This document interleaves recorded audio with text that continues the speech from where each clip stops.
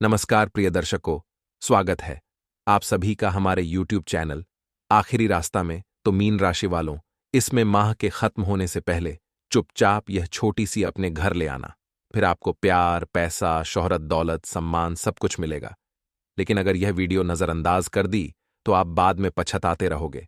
इसलिए वीडियो बिल्कुल अंत तक देखें और एक एक बात अच्छी तरह से समझें।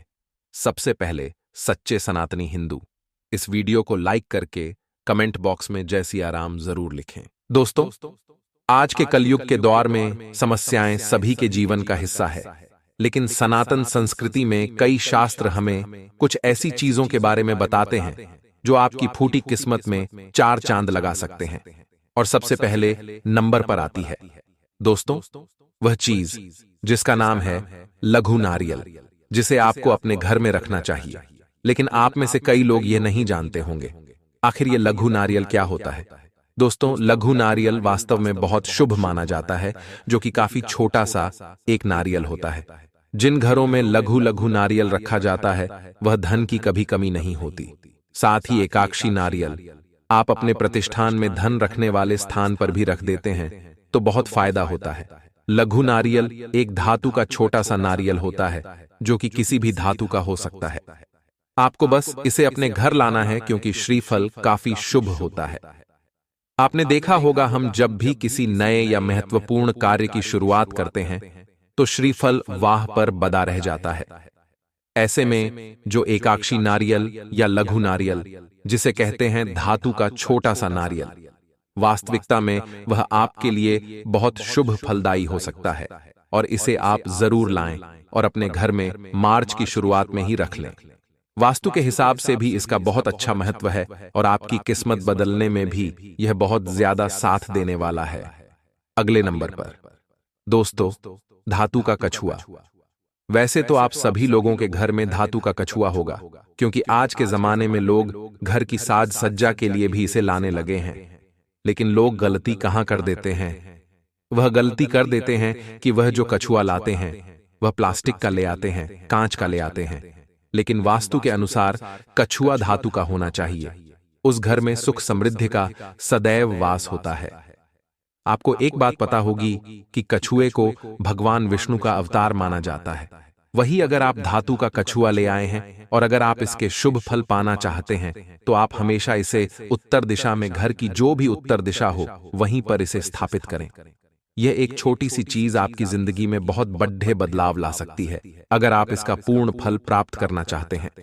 वास्तु दोष को घर से खत्म करना चाहते हैं तो अपने घर की उत्तर दिशा में धातु का कछुआ स्थापित करिए और परिणाम आप अपनी आंखों से देख पाएंगे। अगले नंबर पर जो चीज आ रही है दोस्तों, उसके बारे में आप सभी लोग बखूबी जानते हैं, लेकिन कभी अपने घर नहीं लाएं, और वह है गोमती चक्र।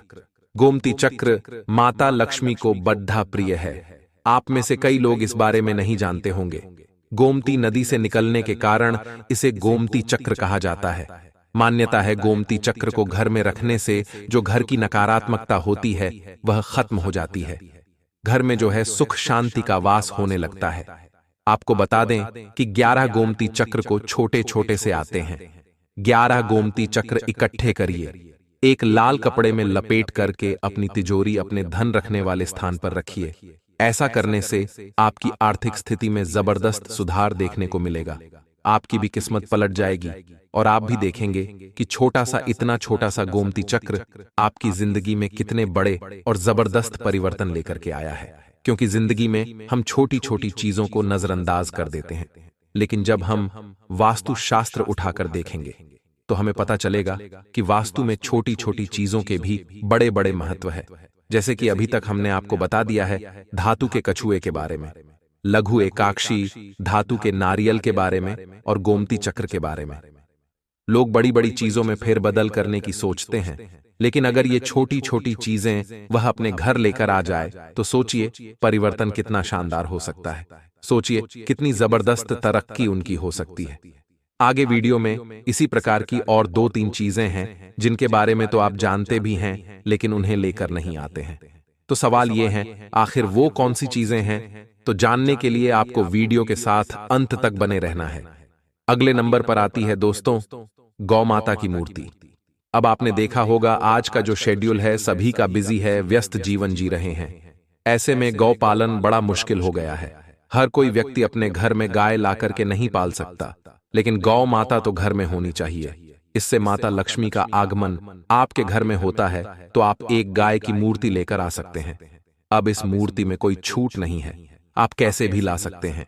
धातु के ले आइए, कांच की ले आइए, प्लास्टिक के ले आइए, लेकिन ले करके आइए। घर में गाय की मूर्ति होनी चाहिए, इससे धन समृद्धि बरकरार रहती है।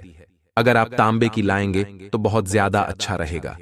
दरअसल गौ माता में समस्त 33 कोटि देवी देवताओं का वास माना जाता है। ये तो आपको पता ही होगा, और हिंदू धर्म में भी गाय बहुत पूजनीय है। इसीलिए दोस्तों, जो भी आपका गेस्ट रूम है वहां पर आप गौ माता की मूर्ति रख सकते हैं। इससे फायदा आपको बहुत ज्यादा होगा। कहते हैं घर की जो पहली रोटी बनाई जाती है वह गौ माता को खिलाई जाती है, क्योंकि गौ माता में होते हैं 33 कोटि देवी देवता। जब हम उन्हें वो रोटी खिलाते हैं तो वह 33 कोटि देवी देवताओं को हमारा सर्वप्रथम भोग लग जाता है। लेकिन आज के जमाने के जो मानव है वह गोमाता के लिए पहले रोटी बनाते तो हैं, लेकिन घर के सारे सदस्य जब भोजन कर लेते हैं उसके बाद उन्हें वह पहली रोटी खिलाते हैं, तो यह गलत है। दोस्तों, पहले भोग लगता है, उसके बाद खाना खाया जाता है। आप इतना ध्यान रखिएगा। और अंतिम जो रोटी होती है, पहली रोटी तो हमने गौमाता को दी थी, लेकिन अंतिम रोटी जो होती है वह श्वान की होती है, यानी कुत्ते की होती है। तो उसे ढूंढकर भी आप जरूर खिलाएं, क्योंकि जो यह प्रकृति में विचरण कर रहे हैं जीव जंतु, इनका ख्याल रखना हमारी जिम्मेदारी है। भगवान ने इन्हें हमारे भरोसे छोड़ा है कि हमने भोजन नहीं, ये हमने खाना देंगे। अगले नंबर पर दोस्तों, श्री यंत्र और महालक्ष्मी यंत्र। श्री यंत्र तो आप सभी लोगों ने देखा होगा। वास्तुशास्त्र के अनुसार घर के मंदिर में अगर यह छोटा सा श्री यंत्र आपने चिपका लिया, लगा लिया, स्थापित कर लिया, तो मां लक्ष्मी और कुबेर देवता की कृपा बहुत जबरदस्त प्राप्त होती है। साथ ही घर के लोगों के जीवन में सुख समृद्धि और शांति का वास रहता है। और आप भी श्री यंत्र जरूर अपने घर में लेकर आएं। छोटा हो या बड़ा हो, परिणाम बड़े ही शानदार आने वाले हैं। दोस्तों, अब 2 उपाय हम आपको बताएंगे। बहुत ध्यान से इन उपायों को सुनिएगा, क्योंकि ये छोटी छोटी वस्तुएं तो आप लेकर के आ गए, लेकिन यह उपाय भी साथ में करना बड़ा जरूरी है। क्योंकि जिस व्यक्ति ने इन उपायों को किया है, इन चीजों को घर लाने के बाद उनका परिणाम उसे और भी अच्छा मिला है। तो आपको करना क्या है? अपने घर में माता लक्ष्मी की ऐसी तस्वीर लानी है जिस पर मां कमल पर विराजित हो। आप माता की तस्वीर तो ले आते, लेकिन खड़ी मुद्रा में ले आते हैं, सिंहासन पर बैठे हुए ले आते हैं। हमें चाहिए कमल पर विराजित। और आप क्या करें, 4 कपूर की टिकिया लें, उसके ऊपर 2 लौंग रखें, जलाकर के से माता की आरती करें। अब इसका युद्ध हुआ है। आपको घूरे घर में फैलाना है, घर के कोने कोने में फैलाना है। इससे घर में व्याप्त नकारात्मकता पूरी तरह से समाप्त हो जाती है और घर इतना पवित्र और शुद्ध हो जाता है कि स्वयं मां लक्ष्मी का आगमन आपके घर में तुरंत ही हो जाता है। दूसरे नंबर पर जो उपाय रहेगा वो और भी शानदार है। आपको माता लक्ष्मी के समक्ष अखंड ज्योत जलानी है 11 दिनों से 11 दिनों के लिए, किसी भी शुक्रवार से। जी हां दोस्तों, और घी के जलाए, तेल के जलाए, यह सब आपके हाथ में 11 दिनों तक किसी भी शुक्रवार से अखंड ज्योत जलाए। अब 11 दिन हो जाते हैं तो 12वें दिन 5 कन्याओं को, 9 कन्याओं को, जितनी आपकी क्षमता है, घर बुलाकर के खीर खिलानी है।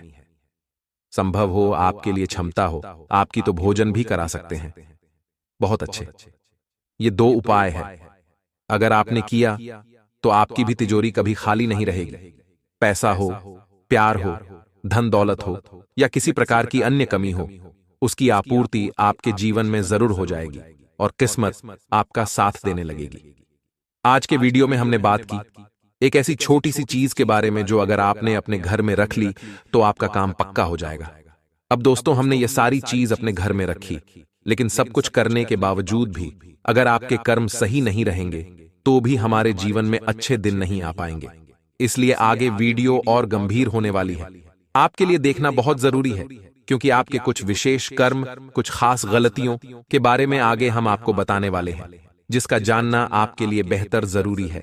इसलिए वीडियो के साथ अंत तक बने रहे। जिंदगी में हमारी गलती सबसे बड़ी यह रहती है कि हम सबके साथ अच्छे रहते हैं और हमारी इसी अच्छाई का लोग फायदा उठाकर हर बार हमें ठगते हैं, हमेशा हमारे इमोशनल का मजाक उड़ाते हैं और कहीं कहीं हमें असफलता भी इसी कारण मिलती है कि हम सभी के साथ अच्छे रहते हैं। देखिए, दुनिया में आपको दो तरह के लोग मिलेंगे, एक मिलेंगे अच्छे और एक मिलेंगे बुरे। अच्छों के साथ आप अच्छा करेंगे तो कोई बुरी बात नहीं है, लेकिन जब बुरे लोगों के साथ अच्छा किया जाता है तो वह बात उन्हें हजम नहीं होती और किसी न किसी तरह वह हमें मूर्ख समझने लगते हैं। आपको एक बात का ध्यान रखना है कि इस दुनिया में अगर कुछ पाना है, कलयुग के इस दौर में अगर कुछ हासिल करना है, तो अच्छा बनना काफी नहीं है। आपको चतुर बनना पड़ेगा। आपके अंदर आपका हक लेने की क्षमता होनी चाहिए, वरना आपका हक दुश्मन ले लेंगे और आप वहीं के वहीं धरे रह जाएंगे। अगर आपसे कुछ गलती हो जाती है तो उस गलती की माफी मांगने में कोई हर्ज नहीं है, लेकिन अगर आपकी गलती नहीं है तो आपको टस से मस हो जाना है, लेकिन झुकना नहीं है। आइए कुछ गलतियों के बारे में बात करते हैं जो नियमित तौर पर आप कर रहे हैं, जिससे आप बड्ढे मूर्ख कहलाते रहे हैं। सबसे पहली गलती है दोस्तों, लोगों को हर बार हां कह देने की आदत। देखिए, आप में से कई लोग ऐसे होंगे जिनसे ना नहीं कहलवाता होगा जब उनके सामने कोई मदद की अपेक्षा रखता होगा, जब उनसे कोई कोई चीज मांगता होगा, उनसे कभी ना नहीं कहते हैं और इसी का फायदा उठाते हैं। आपकी इसी अच्छाई से लोग बार बार आपको ठगते हैं। आपको बहुत भोला समझकर वह हर बार आपसे हां बुलवाकर अपना उद्देश्य साबित करवा लेते हैं, लेकिन अब आपको ऐसा नहीं करना है। आपके अंदर थोड़ा बहुत ना बोलने की कला होनी चाहिए, वरना लोग आपको निचोड़ डीएच देंगे। लोग आपकी पूरी तरह से ऐसी की तैसी कर देंगे।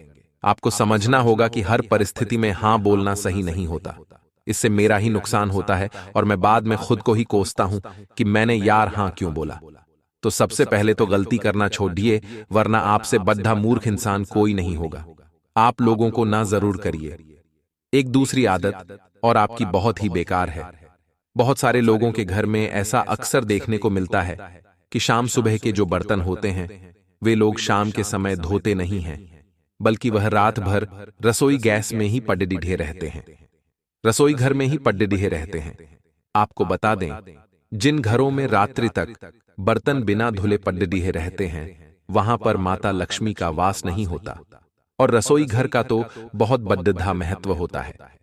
इसे साफ स्वच्छ रखने का बड़ा महत्व होता है, तो अपनी गलतियों को स्वीकार है। अपनी गलतियों को समझिए और उन पर पर्दा डालने के बजाय उन्हें सही करने के बारे में विचार करिए। देखिए, कई बार ऐसा हो जाता है कि हम लोगों पर भरोसा करने लगते हैं और उसी व्यक्ति से जिस पर हमने बहुत भरोसा किया था हमें धोखा मिल जाता है।